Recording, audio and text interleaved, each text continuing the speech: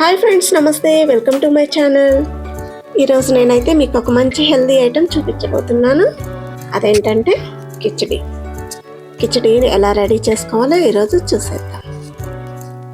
నేను దీనికోసం 1 కప్పు పెసరపప్పు, 1 కప్పు గోధుమ రవ్వ తీసుకున్నాను ఫ్రెండ్స్. ఇవి రెండు సేమ్ క్వాంటిటీలో తీసుకోవాలి.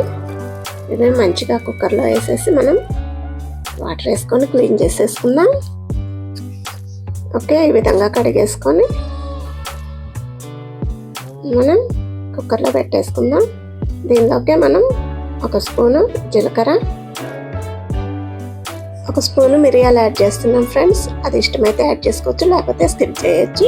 అదేవిధంగా కొంచెం కొబ్బరి తురుము కూడా యాడ్ చేసుకుందాం. అదేవిధంగా వాటర్ వేసుకొని మనం కుక్కర్ పెట్టేసుకుందాం.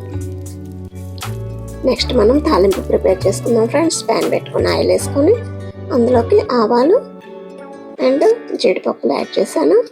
ఇవి కొంచెం దోరగా ఫ్రై అయిన తర్వాత మనం ఇందులోకి పచ్చిమిరపకాయలు కూడా యాడ్ చేసుకుందాం. అదేవిధంగా కరివేపాకు కూడా, కొంచెం కొత్తిమీర కూడా యాడ్ చేశాను.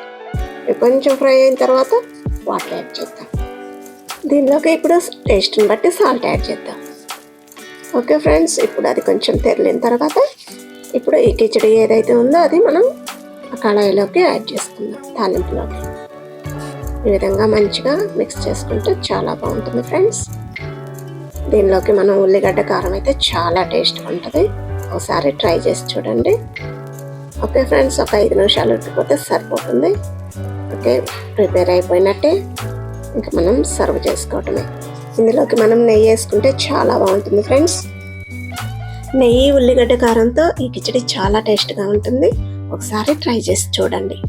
మా వీడియో మీకు నచ్చితే లైక్ చేయండి, షేర్ చేయండి ఫ్రెండ్స్. మా ఛానల్ని సబ్స్క్రైబ్ చేసుకోండి. Okay, bye.